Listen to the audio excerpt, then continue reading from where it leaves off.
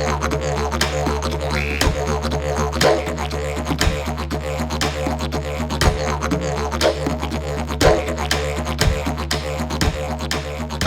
everybody, welcome to Season 5 of Educator Yarns. My name is Jess Staines. I'm the Director of the Koori curriculum, which is an Aboriginal early childhood consultancy that's based on Dark and Young Country on the New South Wales Central Coast. We offer professional development for early childhood educators through webinars, retreats, events and in-services. This time round on Season 5 of Educator Yarns, I'll be joined by Bec Burch, who's the founder of Kindy's Australia, which is a program that supports educators in enriching opportunities for play and learning in nature for children.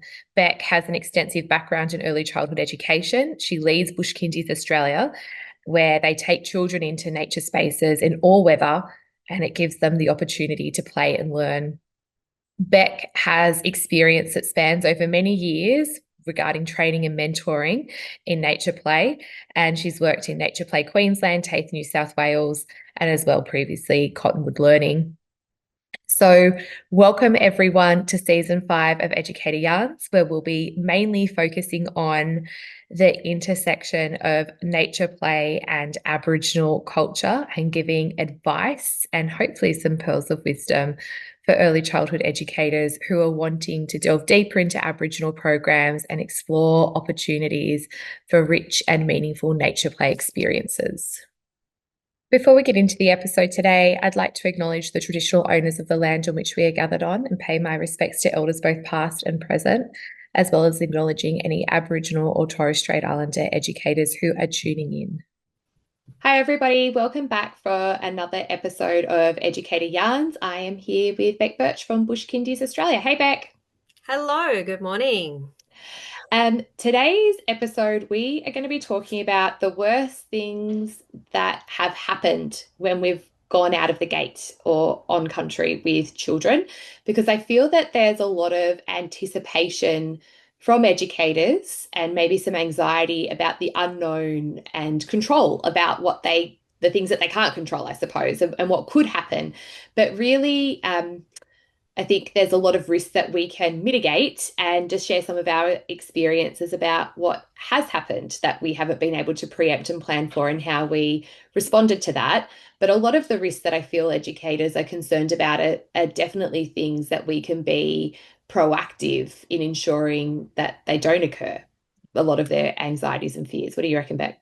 Yeah, absolutely. I think the proactive approach is the way to go to minimize any of those worst things happening to us. I know if you throw that question to me, people kind of think I'm going to answer with, some big scary stories about seeing snakes or having spider bites. None of those things have happened in my space. And, there are some programs that are in very bushy sites where there are some snake sightings, but they also see them in their childcare centre. That's just where they're situated. But overall, typically it's quite rare, and they aren't the worst things that happen to programs that are heading out of the gate and out of the fence. It's often really much smaller things than that are unpredictable, and it's often things like coming across a dog in the park.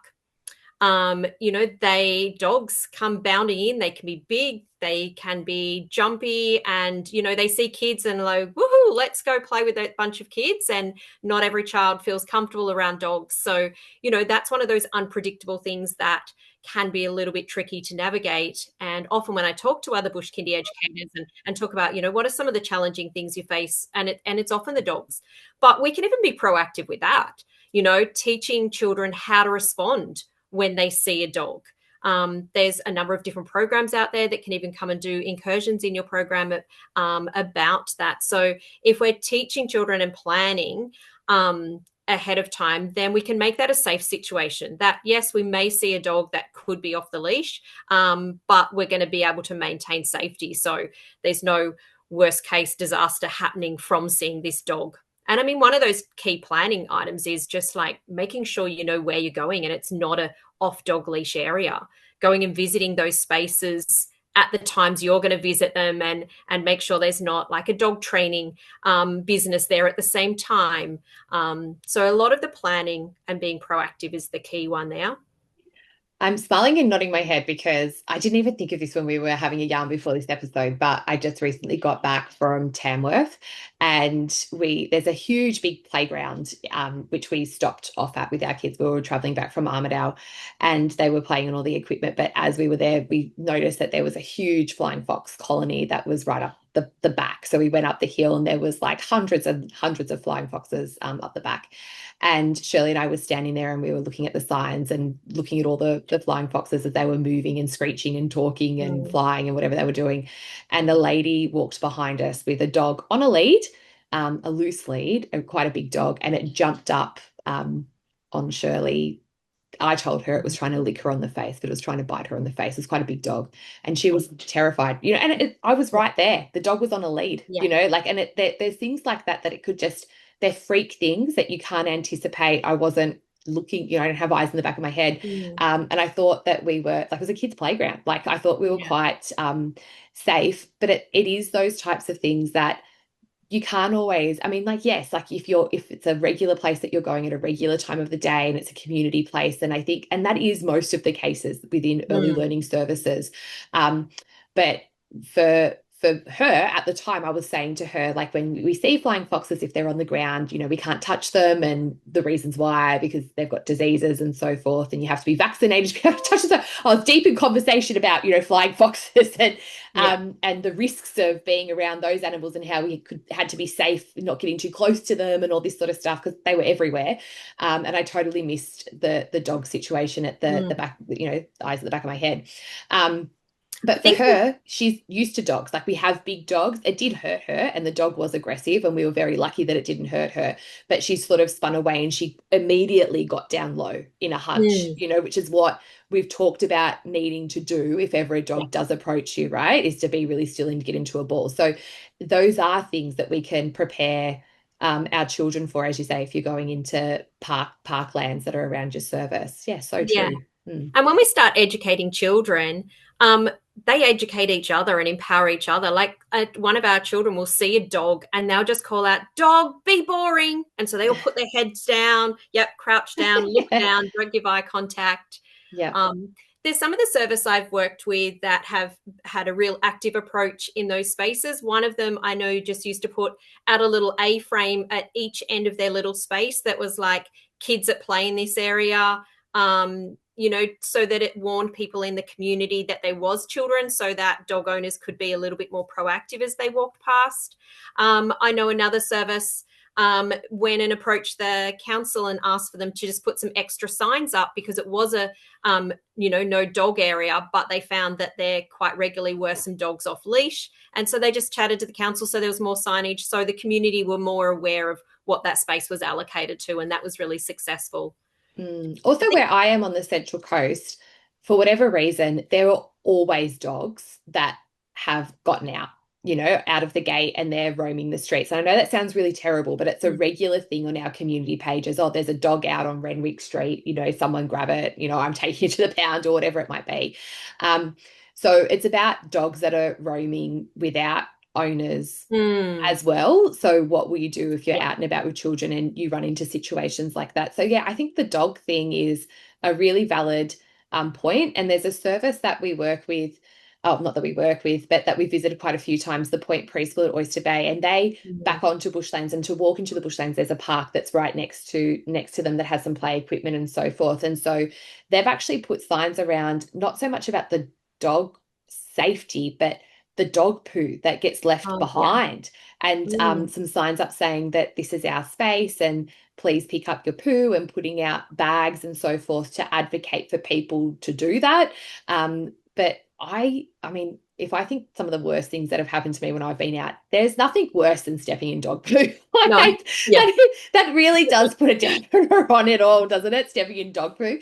Anyway, it absolutely does. Yeah, and I think the key for educators is to really be prepared, be really proactive, look at it, we're going to head out the gate, we're going to go to these spaces, do your due diligence around risk benefit assessments, go and assess the space, what are those hazards there? Is it snakes, but is it dogs? In North Queensland, some of the services we work with, it's crocodiles. Those hazards out in the community spaces, which is predominantly where most bush kindies head out into community. Sometimes it's in school or private land. And really thinking about how can we actively manage those hazards to minimize any injuries. And it's the planning is the key.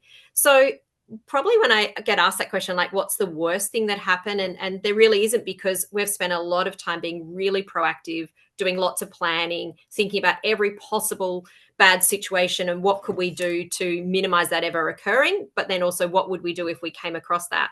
But one of the challenges we get is, because we're on community side, is we arrive to our site in the morning and there might be a stream of council trucks that have suddenly decided that to do a whole lot of work in the park space. So they've got semi-trailers and diggers and all sorts of things. One of our parks backs onto a lake that at least 2 or 3 times a year they clear out all the algae, and there's no warning for that.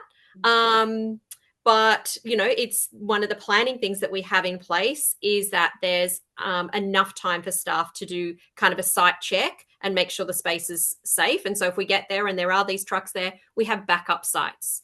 And so I really encourage programs to kind of think, okay, if we can't go to that site today because something is there, where else can we go to? Is there another part of that park just on the other side that we can venture to, or a different site? So, yeah, part of that planning can just be thinking about some backup and secondary and third sites.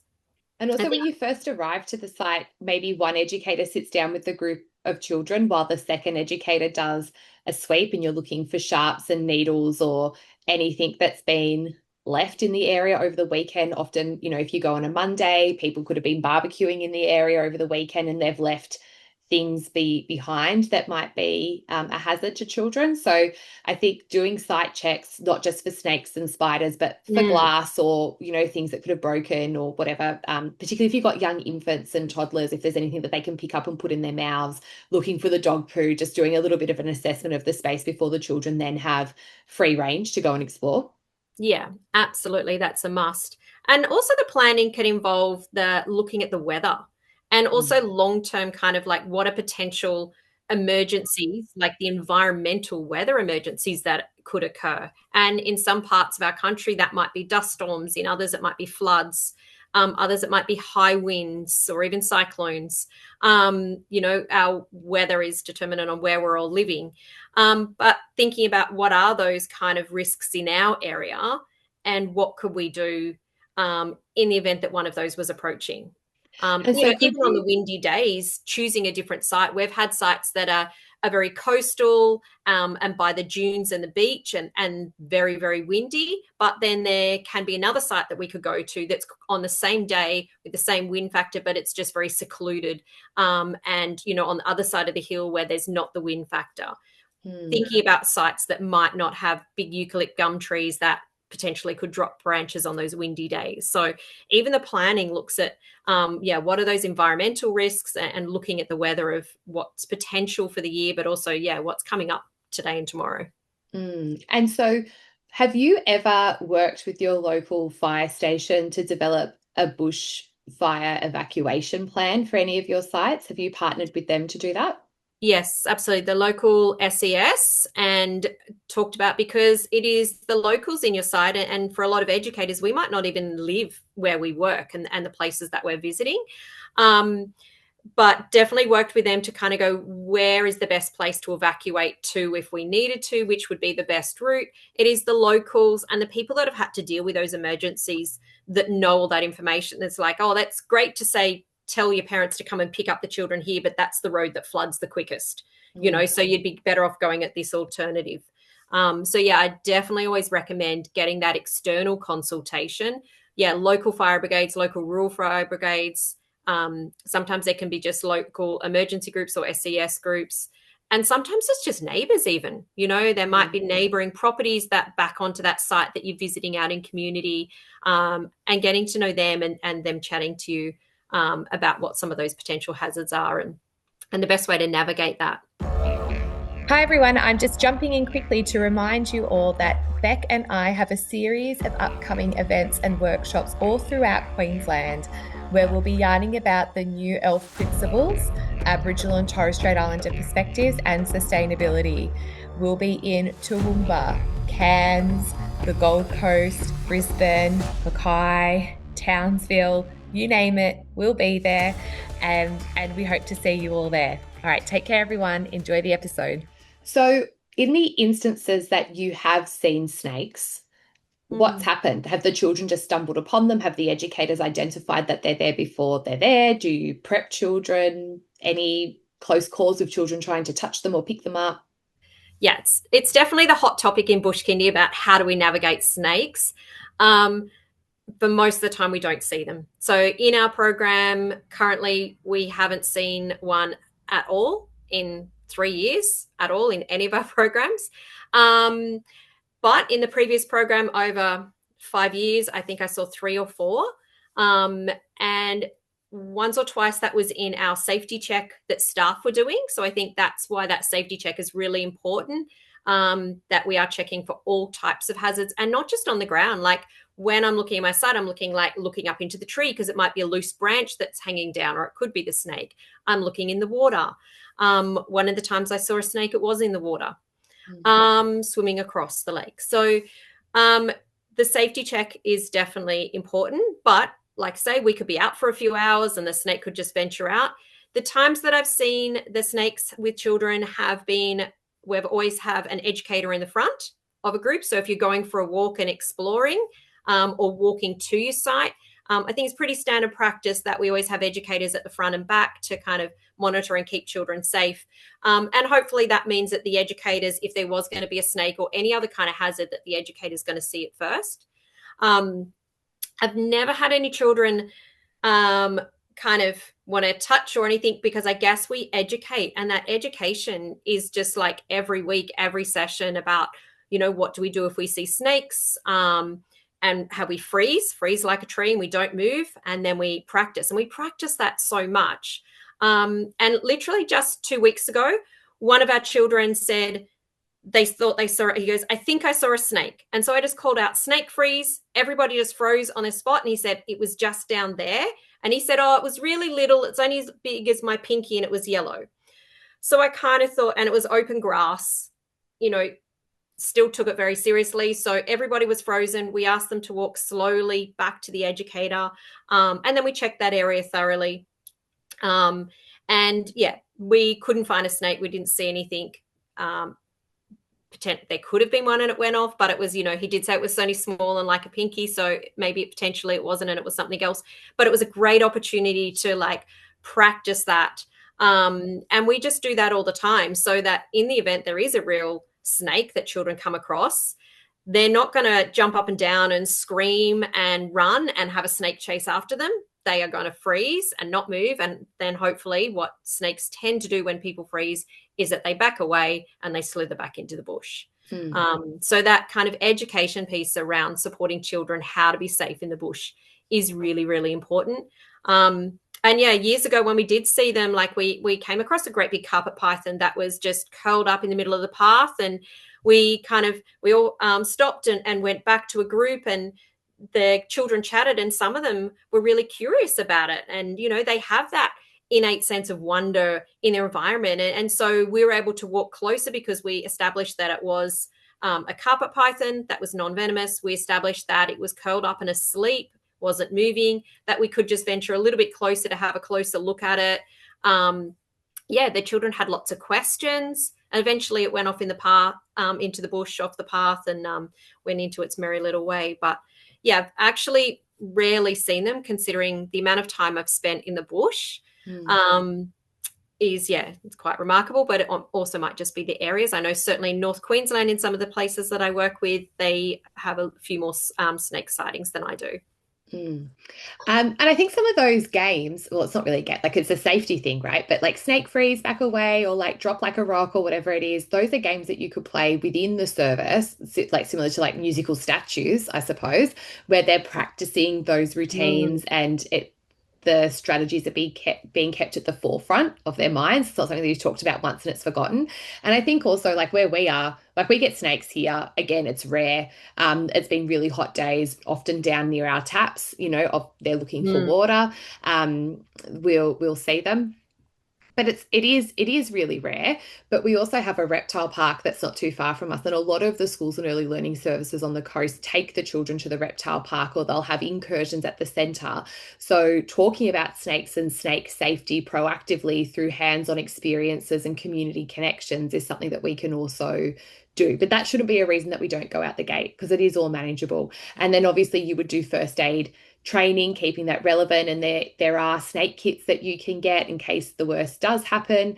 So I think you prepare for the worst, but just like most things that happen at our services, like we have evacuation drills and we have fire drills, but how rare do you hear on the news that an early learning service has caught fire and gone up in flames? You know, like we practice these things, but very rarely does it actually come to fruition that we need to use those skills. Have you had any serious injuries? With children, no. The worst injuries we've had has actually been myself, which is interesting. I have been deep in play, which is every day, just totally engaged, and had my head down with my hat on, lifted my head up, and I hit a tree and gave myself a knock to the head. So that one wasn't great. So that's probably the worst kind of nature play injury in our program. The interesting thing about nature is that I know educators always think, you know, yeah, the worst things are going to happen once we head out the fence, and it's so scary and it's risky and there's all these dangerous things. But there's this really interesting theory about assuming safety. And so it talks about when children go into, say, McDonald's playground, or even one of our standardized structured plastic playground structures, children assume safety. Because that's what the environment tells them. That space, that standardized structure just says, this is safe, you're fine, come on and have a play. Whereas when children enter into nature spaces and they're navigating bush and rocky ground and uneven ground, or it might be slippery, or it might just be the wobbly balancing log, there might be hill, there might be mud, that environment tells them it's unsafe. And so they are immediately more cautious. They're more aware of their body, their spatial awareness, their surroundings. They don't assume safety. They actually manage it. And it's what we call the risk detection skills being turned on, where they can actually navigate their sites and their spaces. And so research actually shows there's a lot less injuries and incidents in nature spaces than there is in the standardized spaces where children assume safety. So interesting. Risk detection skills are turned on. I love that. And really, if I think about watching my kids and how they are outdoors, I mean, it's very normal for them. Like we're out often, but I've often said to my mum, like they're quite confident and capable physically, both of them, but they're not just doing it full throttle. They're very cautious at how they approach things, and it's measured in what they're doing. So even when they slide down the hills on their bottoms, they sort of start, stop, assessing whether they can and navigating themselves. So it's not like they're rolling down, freewheeled, bumping their head and, you know, scratching their arms all along the way. So yeah, I've observed that with my own kids as well. Yeah. It's the consistent feedback we get from educators as a surprising thing. They go, we thought there'd be heaps of injuries, but no, you were right. And yes, the research is right. There's actually a lot less injuries out there.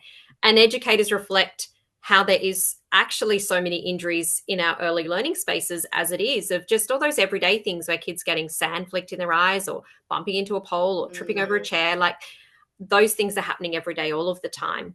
But, you know, when we're out and about, when children are climbing trees, they are going slower. They are being more careful when they're using sticks. So, yeah, we do see a lot less injuries, and that's the reports and the feedback back from educators all the time. I went to an early childhood network event up here on the Central Coast last week, and there was Berkeley Vale Community Preschool and Bright Start in Batto Bay. They were sharing their out-of-the-gate experiences, and they also talked about some of the trickier things that have happened to them whilst out the gate. One talked about being approached by members of the community who were very excited to see children out and about and wanting to have a chat, but maybe weren't using the most age-appropriate language and dropping a few F-bombs here and there. And the other talked about the trickiest thing was is that they accidentally got on the wrong bus one day, and tried to work out, had to pivot, to find their way back and so forth. So, I mean, those are sometimes things that, accidents happen, I suppose. Like we've gotten on the wrong bus, so we just find our way to the next main train station or bus stop and work out, chat to someone about how we can then get back to where we're going, and they manage that fine. And they also, had the list of all the parents' numbers and were able to text them in a group chat to say this is what happened, so they're aware where the children were. I think another instance was they were catching the train somewhere, and when they got there, the trains were down. They weren't able to, there was road work or whatever it might be. And so then they thought about, well, they had risk assessments for regular excursions that they did out the gate anyway. So exactly what you said, they just chose another site, another outing. A message got sent to all the families. All the families were very happy for them to proceed and take them to the shops wherever they ended up going. And as for the community members, I personally think it's fine for members of the community to approach children, because they're out in the community, right? They're out to be seen in the community, be part of the community and so forth. But, I don't know, have you ever experienced that where members of the community have approached children that you were cautious about or not so sure about? Yes and no. I think we get a lot of interactions and engagement with community. Even when I pick quite quiet parks and quiet reserves and spaces that I think are out of the way and we're not going to be disturbing other people or groups, there's still people that are exercising.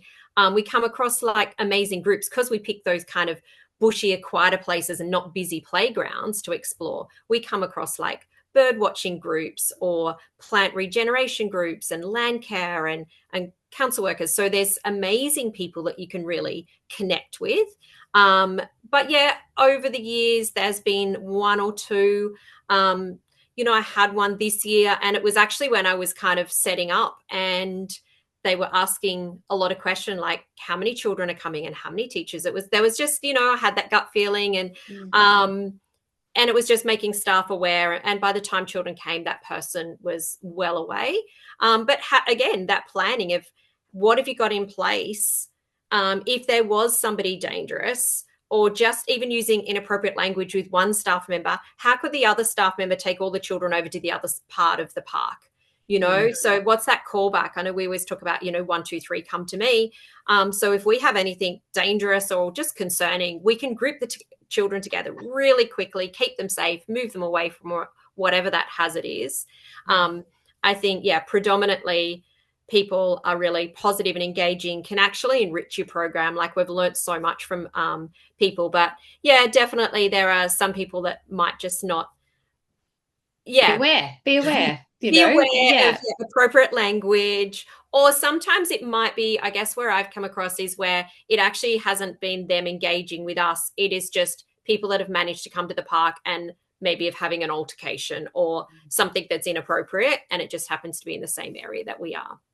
So again, planning, grouping children together, moving them on and to a different space that's safe.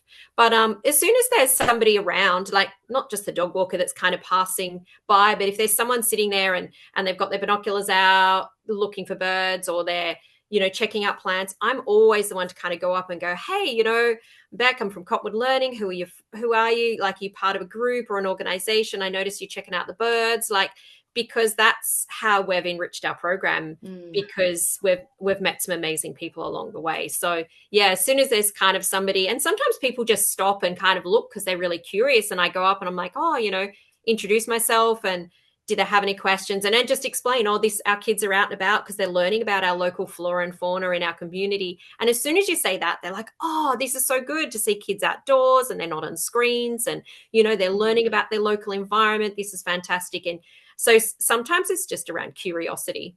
But, I definitely agree with that person. Is probably the two biggest risks for a lot of bush kindy programs is people and dogs, because they are the unpredictable thing. So we can do a fair amount of planning and preparation around that.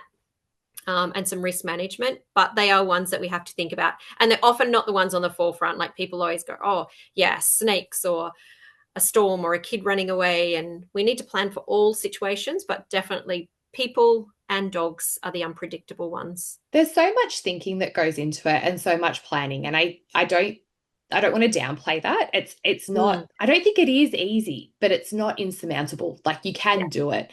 And every site has its own risk and its own context. So it's not like a blanket approach that you just apply the same process to everywhere you go. Like there was a service I met a couple of weeks ago in Taormina on the north coast, Lillypilly South, and they go to a little parklands that's down the road. There's water that runs through. They were happy for the children to play in the water and all that sort of stuff. And the parents were on board. One of the parents sort of thought that was a bit gross. So they went and got the water tested, like to make sure that there was nothing in the water that could make the children sick. So they were able to share that with families. And I probably would never have thought about testing the water, you know. So there are heaps of different situations. I know that when I was in Townsville a couple of months ago and I was saying to them, why don't you get out the gate, you know, on country experiences? They're like, because there's crocodiles. And I was like, oh yeah, like that's probably valid. So there's a heap of things, you know, right around the country that I suppose we need to be aware of. And I know, what's the place where Priscilla, Queen of the Desert, you know what I'm talking about? Yeah, Broken Hill. Broken Hill, right? So last year, we had an educator from Broken Hill come to one of our retreats, and they have an emu that comes, you know, to the centre all the time. So they're looking at emu safety. You know, it's not something I've ever had to consider or think about. So it's horses for courses, right? Like you've got to work out your place and what are the risks where you are. Nature is a beautiful thing and we live with it, not against it. And Aboriginal people have been living with country for, you know, like since the beginning of time. So it's innate in us to be able to live harmoniously with where we are. And I just think there's so many benefits. Have you got questions about nature play, sustainability, or how to meaningfully include Aboriginal culture in your early childhood program? Call 0253 000 306 and leave a voice message for the Educator Yarns podcast. Bec Burch from Bush Kindies Australia and Jessica Staines from the Koori curriculum will be answering your questions, offering practical advice, cultural guidance, and inspiring ideas to support your teaching and planning. Whether you're just starting out or looking to take your program deeper, your question could shape future episodes and support other educators across the country. Dial in today at 0253 000 306. I guess, Beck, the other thing I wanted to pick your brain about is something that I guess has come up a few times with me is educators hesitant about taking children who have additional needs out of the gate. Sometimes maybe it's a concern from the families that their families think, oh, it's too risky to have them out. Are they going to be able to be kept safe on country programs or out the gate? And sometimes it's educators not feeling confident in those children being left behind with another educator. What are your thoughts and feelings about children getting out the gate that have additional needs? Yeah, I think for all of our programs, we all have children that have complex needs in many different ways. And, you know, I really strongly believe it's probably those children more than any other child that actually need nature more, because nature is so nurturing for our well-being, for all of children's development very holistically. I always, you know, come back when we're supporting services is think, okay, what are the things that we have to support the child within the centre? Like, do we have extra inclusion funding and have extra support staff in the centre? Well, can that person can also join them when we head out to Bush Kindy? Do they have their favourite things that keep them really safe and secure? Like, and it might be that they're really into dinosaurs or just have a particular cuddly that they bring with them all the time. Well, let's bring those things into Bush Kindy. And you touched on a point before about like those games and practicing around snake safety within the centre. And I think that's the thing is for some of our children with complex needs, change can be a bit of a challenge. And so if we're going from our familiar, safe, regular, very consistent routine indoors, and then we're going out the gate and there's a lot of new things, that can be overstimulating and over challenging, and then there can be triggers for behavioral things. So thinking about what can we bring into our center first, so that that step outside the gate isn't so big, so practicing all of the safety things, for example, for weeks or months on end within the center fence. So yeah, what to do if we see a snake or a dog, if we're doing that callback of 1, 2, 3, come to me, doing those within the fence, doing the activities that we're going to be doing outside the fence in the fence, so within your center, so it's not so unfamiliar. And I think that can really help some of those children with complex needs that struggle with that element of change. And then when you're heading out, and I always say, do it slowly. Like, you don't need to go out the fence and go out for the entire day. It might just be go out and do a story and come back. And it might just be a half an hour thing. It might just be a walk, go look at the site, collect some leaves and walk back. And so starting small, so that kind of really supports those children with complex needs that need time to adjust to those different routines and transitions, and building up on those skills. So yeah, and I think all children need all of those things that I just mentioned. They need those safety things. We don't want to teach everything about Bush Kindy when you're out in Bush Kindy. That's just way too much. We need to be starting that within the centre. And essentially, we'd love to see nature pedagogy embedded within the centre, so that when you are heading out the fence, you're still doing the same things that you do every day. It's just a different environment, and maybe it's different resources that you're using when you are outside of the fence. Yeah, I think having social stories as well can help, or even filming those experiences and projecting them on the wall so children can revisit them. I know that one centre spoke to me about children finding it hard with transitions. So I said, well, potentially the family can drop the children to the site. So then you're only coming back. You're not settling here and then having to unsettle by moving again.